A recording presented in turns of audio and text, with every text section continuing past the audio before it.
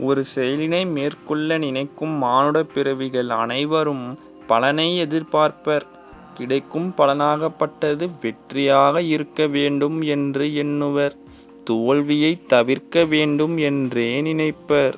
இந்த கருத்தாகப்பட்டது மனித ஜீவராசிகளுக்கு மட்டும் இல்லாமல் மற்ற எல்லா ஜீவராசிகளுக்கும் பொருந்தும். தோல்வியை தவிர்க்க வேண்டும் என்று நினைத்தும் கூட தோல்வி வந்தால் பலன் கிடைக்கவில்லை என்று அர்த்தமில்லை. பலனானது நிச்சயம் கிடைத்திருக்கிறது என்றே கூற வேண்டும். இங்கு தோல்வியே பலனாக கிடைத்திருக்கிறது என்று சொன்னால் மிகையாகாது. இயற்கையின் கண்ணோட்டத்தில் இது சரிதான்.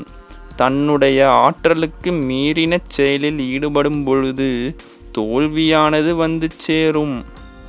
தன்னை காட்டிலும் திறன் அதிகம் இருப்பவரோடு போட்டி போடுகையில் அல்லது ஒப்பிடுகையில் தோல்வியானதே பலனாக கிடைக்கும்.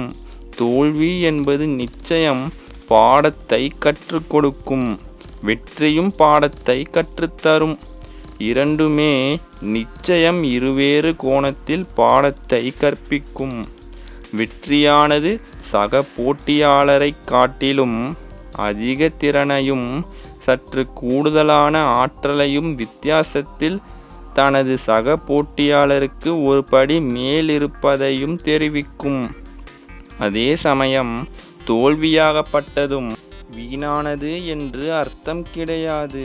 உண்மையில் வெற்றியை காட்டிலும் தோல்வியே அதிகப்படியான மன உறுதியையும் தன்னம்பிக்கையையும் விடாமுயற்சியையும் நிதானத்தையும் தெளிவுற திண்ணமாக எடுத்து கூறி இனி வருங்காலங்களில் வாழ்க்கையை மன உறுதியுடன் எதிர்கொள்ள துணை நிற்கும்.